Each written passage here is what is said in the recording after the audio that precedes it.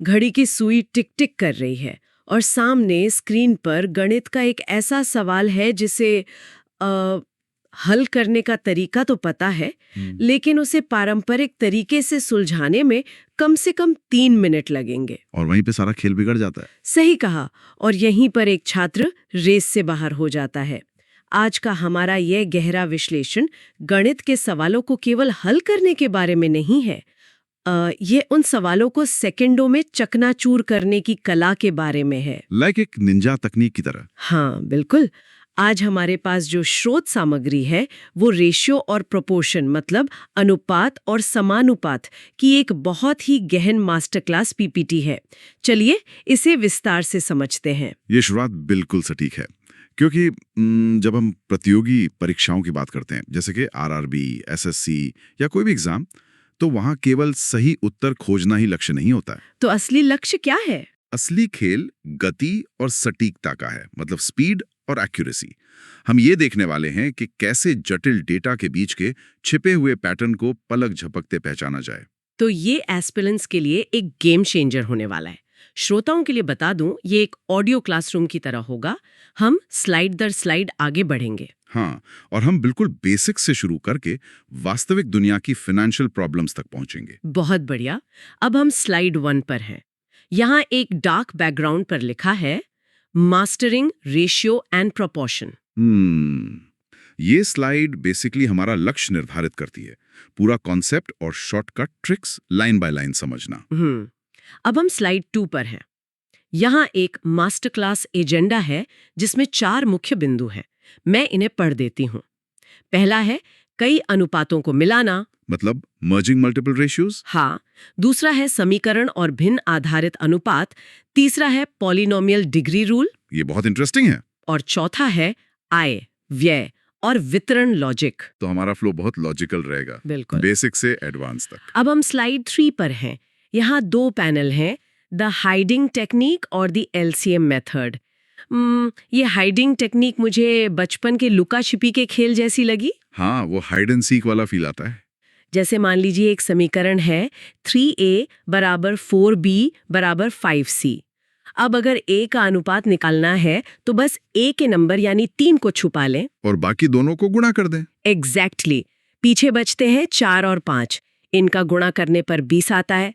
इसी तरह b के लिए 4 को छुपाएं तो 3 और 5 का गुणा 15 हुआ। और c के लिए 5 को छुपाने पर 12 आता है। तो सीधा अनुपात 20.15.12 बन गया।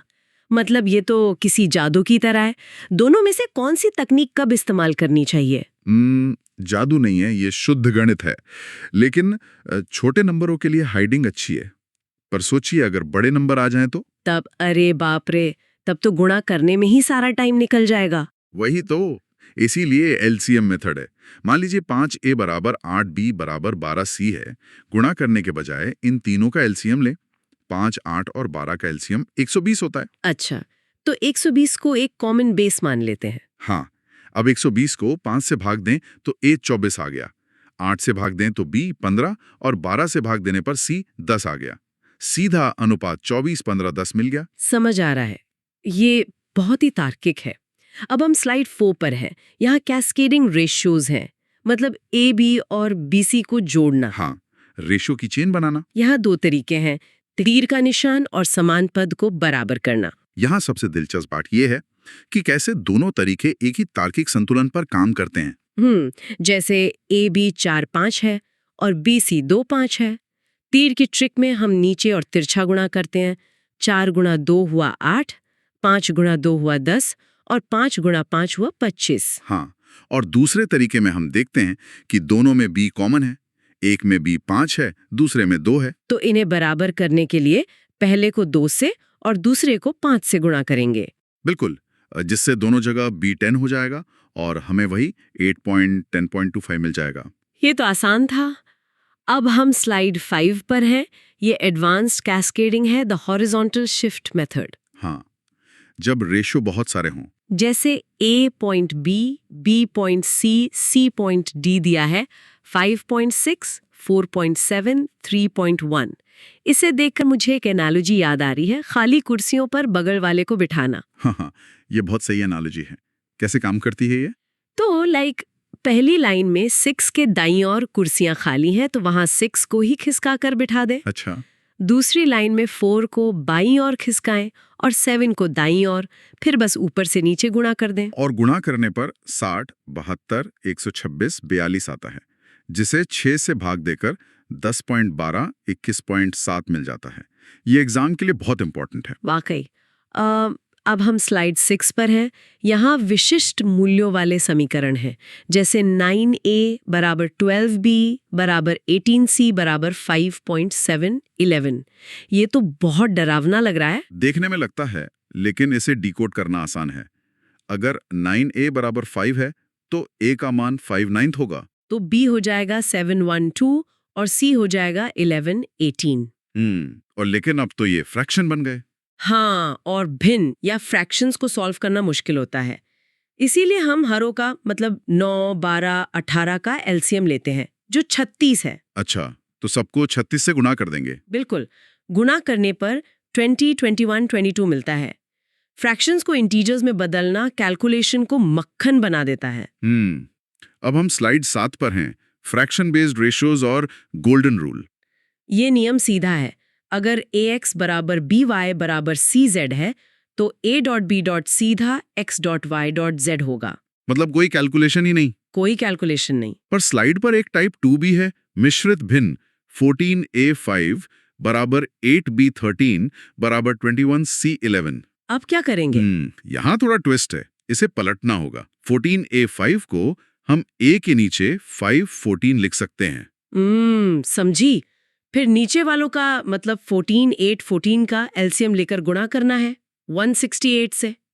ये दिखने में डरावना लगता है, लेकिन एलसीएम रूपी जादू की छड़ी इसे बहुत आसान बना देती है। एग्जैक्टली। एलसीएम आपका सबसे अच्छा दोस्त है। अब हम स्लाइड 8 पर हैं। यहाँ है अलजेब्रिक रेशियोज, बैलेंसिंग द सम। एक तराजू का चित्र बना है। ये तराजू बहुत कुछ कहता है। मान लीजिए a और b प्लस c का रेशियो 7 और 13 है और b और c प्लस a का रेशियो 8 और 17 है। तो पहले केस में कुल योग 20 है और दूसरे में 25 है, लेकिन वेरिएबल तो तीनों वही हैं, a, b, c। तो टोटल तो सेम होना चाहिए ना? यही तो कैच है, टोटल बराबर होना चाहिए। 20 और 25 को बराबर करने के लिए फिर से एलसीएम लेंगे, जो 100 है। तो पहले वाले को 5 से गुना करेंगे और दूसरे को 4 से। हाँ, तो a हो गया 35, b हो गया 32 और कुल 100 है, तो 100 में से इन दोनों को घटा दें तो c आ गया 33। अरे वाह, ये तो बहुत स्मार्ट तरीका है। अब हम स्लाइड 9 पर हैं। यहाँ साइक्लिक रेशियो सम्स और एक शॉर्टकट बुक का चित्र है। मान लीजिए a plus b, b plus c, c plus a 15, 11, 18 दिया है। अगर मुझे a निकालना हो तो क्या मैं सबको जोड़ूंगी? वो मेथड 1 है, जो बहुत लंबा है। शॉर्टकट ये है कि जिन ब्रैकेट में a है उन्हें जोड़ें और जिसमें नहीं है उसे घटाएं। अच्छा, तो a पहले और तीसरे ब्रैकेट में है, मतलब 15 और 18। इन्हें जोड़ा तो 33। और बीच वाले में a नहीं है, जो 11 है। तो 33 में से 11 घटाएं, बचा 22। तो 2a बराबर 22, यानी a बराबर 11। ये तो सेकंड्स में सॉल्व हो गया। अब हम स्लाइड 10 पर हैं। यहाँ है core concept, degree of a polynomial. मतलब पॉलिनोमियल में वेरिएबल की सबसे बड़ी पावर उसकी डिग्री होती है। हाँ, जैसे 6x की पावर 5 प्लस 3x क्यूब में डिग्री 5 है। लेकिन हम रेशियो की क्लास में अलजेब्रा की डिग्री क्यों पढ़ रहे हैं? यहाँ कहानी में असली ट्विस्ट आता है। एग्जामिनर यहीं पर छात्रों को फंसाते हैं। अच्छा, कैसे? अब हम स्लाइड 11 पर हैं। यहाँ लिखा है degree logic in ratios, valid cases versus danger zone. देखिए, अगर अंश और हर, न्यूमरेटर और डिनोमिनेटर की डिग्री समान नहीं है तो आप सीधे रेशियो की वैल्यू नहीं रख सकते। मतलब अगर डिग्री मिसमैच है तो हम a की वैल्यू 7 और b की 3 नहीं डाल सकते? बिल्कुल नहीं, क्योंकि वो असल में 7x और 3x होते हैं। अगर डिग्री अलग है तो x कटेगा नहीं। ओह, तो ऐसे में उत्तर क्या होगा? ऐसे सवाल का उत्तर हमेशा कैन नॉट बी डिटरमिन्ड, मतलब निर्धारित नहीं किया जा सकता होता है। ये तो बहुत बड़ा ट्रैप था। अच्छा हुआ पता चल गया। अब हम स्लाइड 12 पर है, वर्ड प्रॉब्लम्स, नंबर एडजस्टमेंट्स। यहाँ इक्वलाइजिंग द गैप ट्रिक है। जैसे अनुपात 4.9 से 11.21 हो जाता है जब दोनों में 12 जोड़ा जाता है। तो 4 और 9 के बीच 5 का अंतर है और 11 और 21 के बीच 10 का। ये तो बराबर नहीं है। तो ऊपर वाले को 2 से गुणा करें, वो 8 और 18 बन जाएगा। अब गैप 10 हो गया। और 8 से 11 तक 3 यूनिट का वर्टिकल गैप है जो 12 के बराबर है, मतलब 1 यूनिट 4 के बराबर। सही कहा। और इसे आप उम्र या एज वाले सवालों में भी लगा सकते हैं, क्योंकि 2 लोगों की उम्र का अंतर हमेशा सेम रहता है। बिल्कुल। अब हम स्लाइड 13 पर हैं। यहाँ अमाउंट डिस्ट्रीब्यूशन है, टाइप 1 बेसिक और type 2 dynamic transfer. Dynamic transfer मजेदार है। ए बी सी का अनुपात 9.611 है। ए सी को 500 रुपये देता है। नया अनुपात 436 हो गया।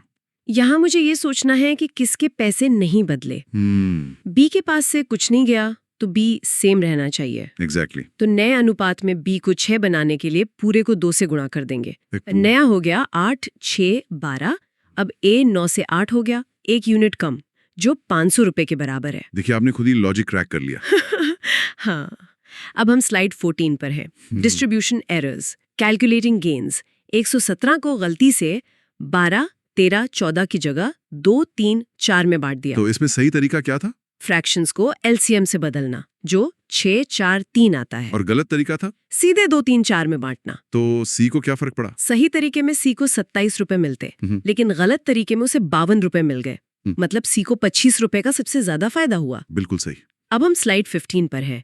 ये बहुत इंपॉर्टेंट है। Core formula, income and expenditure. आय बराबर व्यय प्लस बचत। अगर हम इसे बड़ी तस्वीर से जोड़ें तो ये पर्सनल फाइनेंस का मूल नियम है। टेबल में देखें, ए की आय 2400 है और अनुपात 3 है, तो मल्टीप्लायर 800 हुआ। और ए की बचत 300 है तो व्यय हुआ 2100। व्यय का अनुपात 4 है तो 4 यूनिट 2100 के बराबर, मल्टीप्लायर आया 525। और इसी मल्टीप्लायर से हम बी और सी का पूरा डेटा निकाल सकते हैं। ये तो टेबल बनाकर बहुत सिंपल हो गया। अब हम स्लाइड 16 पर हैं। The cross multiplication trick. ये सबसे धांसू ट्रिक है। इनकम 8.5 है, एक्सपेंडिचर 5.3 है, सेविंग्स 12 के और 10 के। तो इसे कैसे करेंगे? पहले ऊपर क्रॉस मल्टीप्लाई करें। 8 गुणा 3 हुआ 24 और 5 गुणा 5 हुआ 25। दोनों का गैप 1 यूनिट। और फिर नीचे 5 गुणा 10 के हुआ 50 के और 3 गुणा 12 के हुआ 36 के। गैप आया 14,000। तो 1 यूनिट सीधे 14,000 के बराबर हो गया। अरे बाप रे, ये तो लंबे एक्स वाले समीकरणों से पूरी तरह बचा लेता है। हाँ, घंटों का काम सेकंड्स में। अब हम स्लाइड 17 पर हैं। हैंडलिंग परसेंटेज इन रेशियोज, मतलब प्रतिशत को अनुपात में बदलना। जैसे 66 2/3%, 60-63% का मतलब है 23। नियम वही रहता है जो पिछली स्लाइड में था, बस शुरुआत में एक अतिरिक्त कदम जुड़ जाता है प्रतिशत को भिन्न में बदलने का। फिर तो वही क्रॉस मल्टीप्लिकेशन ट्रिक लग जाएगी। बहुत सही। अब हम स्लाइड 18 पर हैं। Complex interlinked ratios. यहाँ लॉजिक इंजन और बैलेंसिंग स्टेप का यूज है। जैसे ए अपनी आय का 14 बचाता है, इसका मतलब है इनकम 4, सेविंग 1, तो एक्सपेंडिचर 3 हुआ। यानी ए का इनकम और एक्सपेंडिचर हमेशा 4.3 के बेसलाइन में होना चाहिए। पर मान लीजिए वर्तमान अनुपात 7.8 है, तो पहले इन्हें बराबर करेंगे, फिर 4.3 से गुणा कर देंगे। बिल्कुल, पहले बैलेंस फिर रिक्वायर्ड रेशियो से मल्टीप्लाई। ये तो सच में मास्टर स्ट्रोक है, इस पूरी क्लास का सबसे एडवांस्ड लॉजिक। अब हम स्लाइड 19 पर है। Rapid fire revision part 1। चलिए क्विकली रिवाइज करते हैं। हाइडिंग टेक्निक में नंबर छुपाकर गुणा करते हैं। शिफ्ट मेथड में खाली कुर्सियों पर बगल वाले को बिठाते हैं। इक्वेशन में फ्रैक्शन बनाकर एलसीएम लेते हैं और फ्रैक्शन रूल में ax सीधा x बन जाता है। बहुत बढ़िया। अब हम स्लाइड 20 पर हैं। Rapid fire revision part 2। आप बताएंगे इसके पॉइंट्स? श्योर। हमेशा डिग्री चेक करें, मिसमैच हो तो can not be determined. Income rule में क्रॉस मल्टीप्लिकेशन याद रखें और साइक्लिक सम में जिस ब्रैकेट में वेरिएबल है उसे जोड़ें, दूसरे को घटाएं। अब हम स्लाइड 21 पर हैं। Final exam challenge. मैं सवाल पढ़ूंगी, आप तुरंत ट्रिक और जवाब बताएंगे। डन। Q1 2a बराबर 3b बराबर 4c। हाइडिंग ट्रिक 12 8 6, जो सरल होकर 6 4 3 बनेगा। परफेक्ट।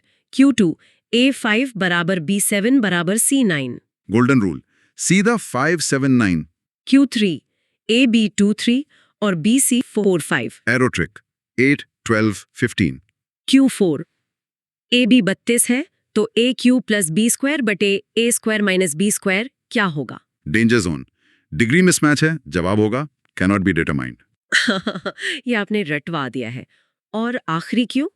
5 दो नंबर्स 1.2 में है, 5 जोड़ा तो 2 3 हो गए। गैप पहले से ही 1 यूनिट का बराबर है, तो 1 यूनिट 5 के बराबर, नंबर्स 5 और 10 होंगे। अमेजिंग। तो श्रोताओं, हमने अनुपातों को मिलाने से लेकर डिग्री के खतरे को पहचानने और आय व्यय के जटिल सवालों को क्रॉस मल्टीप्लिकेशन से हल करने तक का सफर तय किया। और की टेकअवेज यही हैं कि डिग्री चेक करना कभी ना भूलें और क्रॉस मल्टीप्लिकेशन आपका सबसे अच्छा दोस्त है। मैं जाते जाते कुछ कंसेप्चुअल सवाल छोड़ना चाहती हूँ। क्या अनुपातों का नियम सिर्फ नंबरों पर लागू होता है या हम इसे अपनी रोजमर्रा की ऊर्जा और समय बांटने में भी देख सकते हैं? बहुत गहरा सवाल है। और दूसरा, अगर डिग्री मिसमैच होती है तो क्या कोई ऐसा एडवांस गणित है जो फिर भी उसे हल कर सके? सोचिएगा इस पर। मैं भी एक विचार शेयर करना चाहूंगा।